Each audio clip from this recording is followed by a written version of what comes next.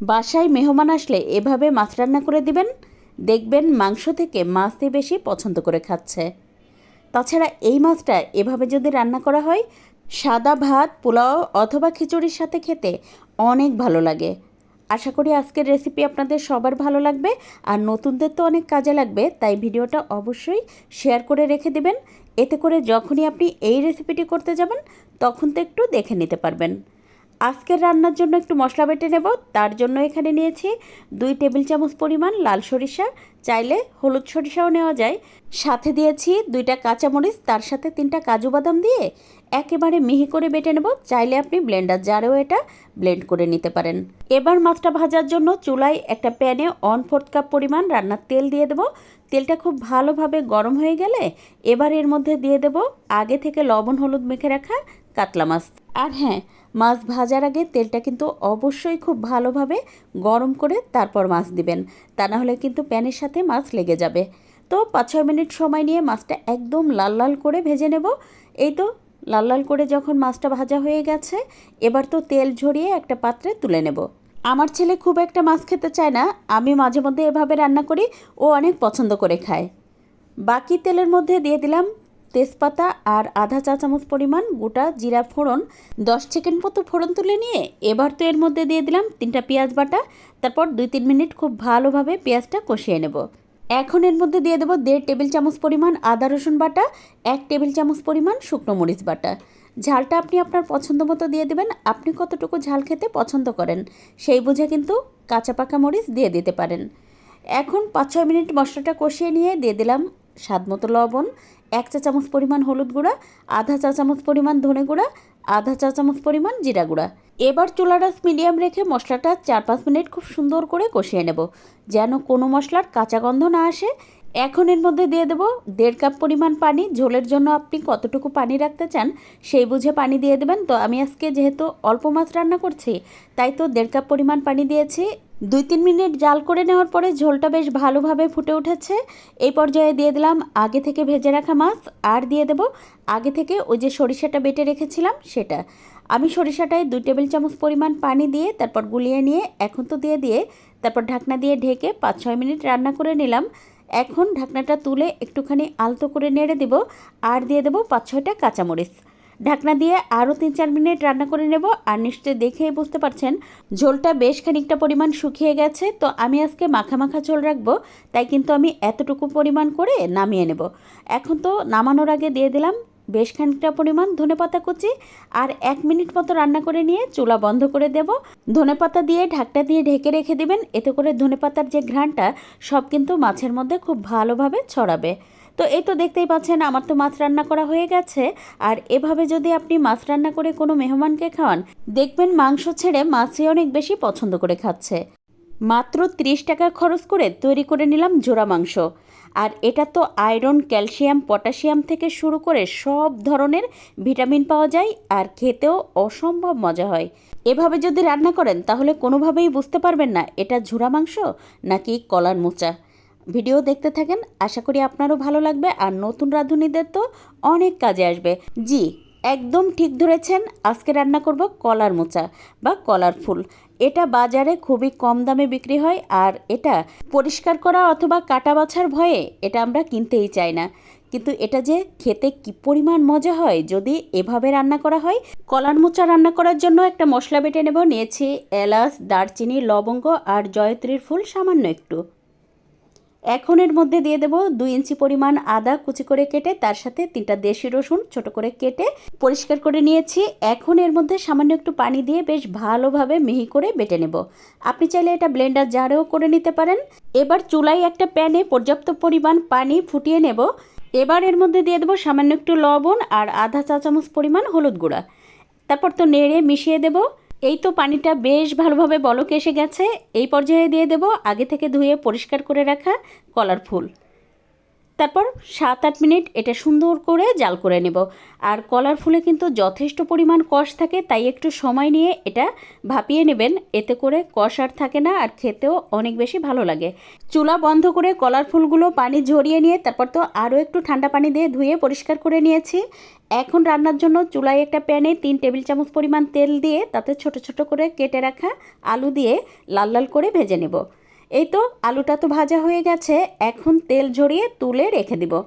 এবার ওই তেলের মধ্যে দিয়ে দেবো সামান্য একটু গোটা জিরা ফোড়ন, তার সাথে একটা তেজপাতাও দিয়েছি।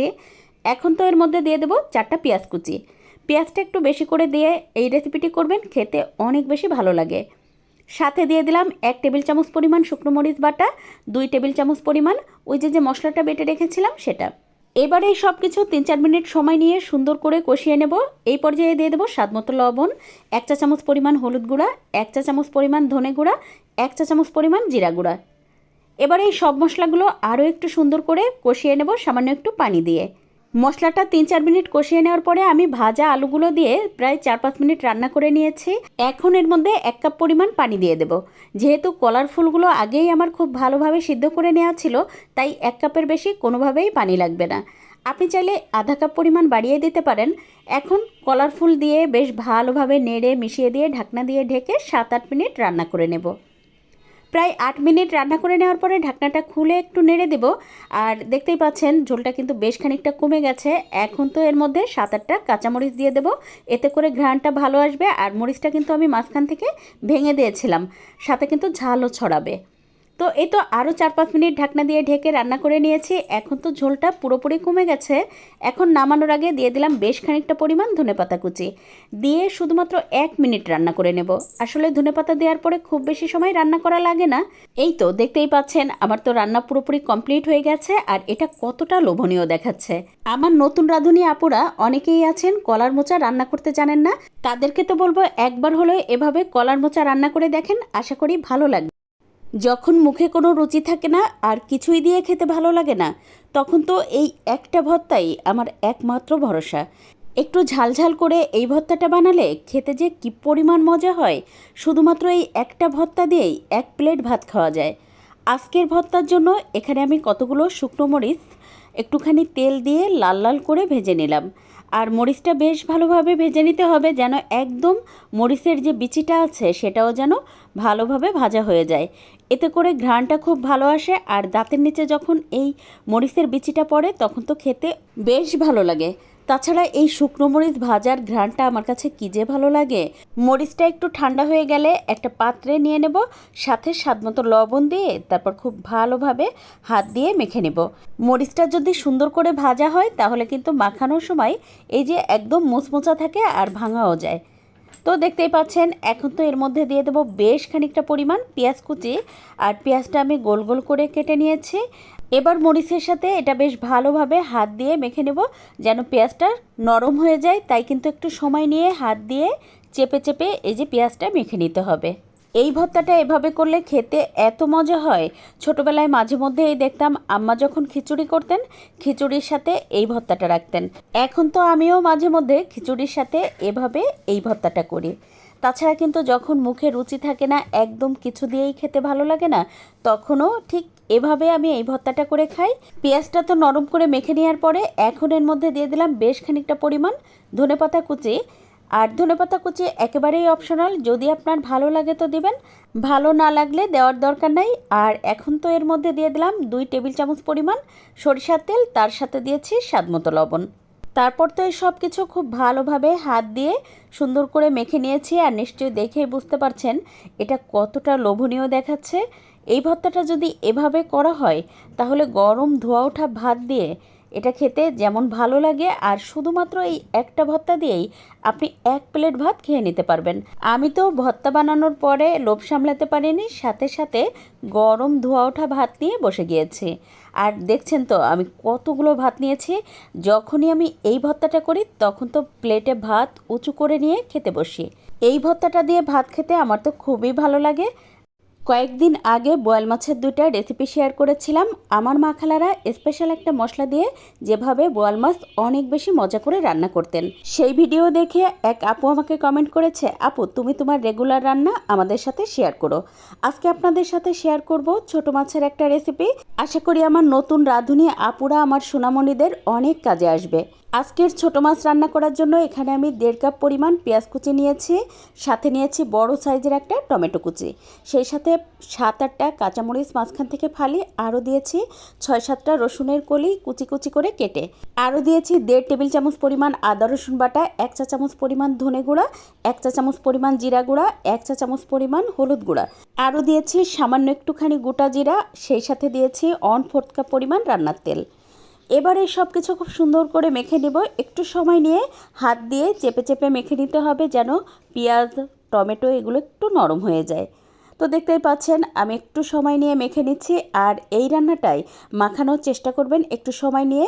যখন সব মশলাটা একটু নরম হয়ে গেছে, এবার আগে থেকে কেটে ধুয়ে পরিষ্কার করে রাখা মলা মাছ দিয়ে দিলাম। এখানে শুধু মলা মাছ ছিল সেরকমটাই না, এখানে কিছু চান্দা মাছ ছিল, তার সাথে কয়েকটা পুঁটি মাছ ছিল। এই দেশি যে ছোট মাছগুলো পাওয়া যায় সেই মাছগুলোই কেটে বেছে ধুয়ে পরিষ্কার করে এই যে আমি যেভাবে রান্না করি সেটাই আপনাদের সাথে শেয়ার করছি। তারপর তো এটা মাখাতে মাখাতে মনে হবে দেখবেন অর্ধেকটা রান্না এই মাখানোর সময় হয়ে গেছে, তাই 4-5 মিনিট সময় নিয়ে খুব সুন্দর করে মেখে নিচ্ছি। আচ্ছা, আজকের ভিডিওতে অনেক নয়েজ আসতে পারে, তাই আমি আন্তরিকভাবে দুঃখিত। আমার সবগুলো ভিডিওর ভয়েস ওভার আমি রাতেই দেওয়ার চেষ্টা করি, কারণ আমার বাসার দুই পাশেই রাস্তা, আর বিশেষ করে গলির যে রাস্তাটা সেখানে সারাক্ষণ বাচ্চারা খেলা করে, আর রাস্তা দিয়ে তো অটো গাড়ি এগুলো সবসময় হর্ন দিতে দিতে যাওয়া আসা করতেই থাকে। এই তো আপনাদের সাথে কথা বলতে বলতে আমি তো মেখে নেওয়া মাছের মধ্যে 1 কাপের একটুখানি বেশি পরিমাণ পানি দিয়ে ঢাকনা দিয়ে ঢেকে চুলাটা হাই রেখে এটা আমি 5-6 মিনিট রান্না করে নিয়েছি। তারপর আবারও ঢাকনা দিয়ে ঢেকে চুলাটা মিডিয়াম রেখে এই যে 7-8 মিনিট রান্না করে নিয়ে আলতো করে একটু উল্টে পাল্টে দেবো। আসলে যে কোনো ছোটো মাছ রান্না করতে খুব বেশি কোনো ঝামেলা থাকে না, ওই কাটার সময়ই যা একটু ঝামেলা হয়, তাছাড়া মেখে বসিয়ে দিলেই কিন্তু রান্নাটা হয়ে যায়। তো এখন তো এর মধ্যে দিয়ে দেব বেশ কয়েকটা কাঁচামরিচ, এতে করে ঘ্রাণটা খুব ভালো আসে। তারপর ঢাকনা দিয়ে ঢেকে আরও 2-3 মিনিট রান্না করে নিয়েছি, আর যখন এই যে প্যানের চারপাশটা লাল লাল হয়ে গেছে আর নিচে থেকে তেলও উপরে ভেসে আসছে, ঠিক তখনই এর মধ্যে দিয়ে দিলাম বেশ খানিকটা পরিমাণ ধনেপাতা কুচি, দিয়ে শুধুমাত্র 1 মিনিট রান্না করে নিয়েছি। আর এই রান্নাটাই কিন্তু কোনোভাবেই ঝোল রাখা যাবে না, একদম প্যানের চারপাশটা লাল লাল হয়ে যাবে, নিচে লেগে যাবে, এরকমই হলে খেতে অনেক বেশি ভালো লাগে। আসলে এই ধরনের ছোট মাছ একটু যদি প্যানের সাথে পোড়া পোড়া করে লাগিয়ে রান্না করা যায় তাহলে খেতে অনেক বেশি সুস্বাদু হয়। শুধুমাত্র এই এক পদ দিয়েই আপনি পুরো খাওয়া শেষ করে ফেলতে পারবেন, এটা এত বেশি মজা হয়। আজ এ পর্যন্ত, কাল আবার নতুন কোনো ভিডিও নিয়ে দেখা হবে ইনশাল্লাহ। সে পর্যন্ত সবাই ভালো থাকবেন, সুস্থ থাকবেন। আল্লাহ হাফেজ।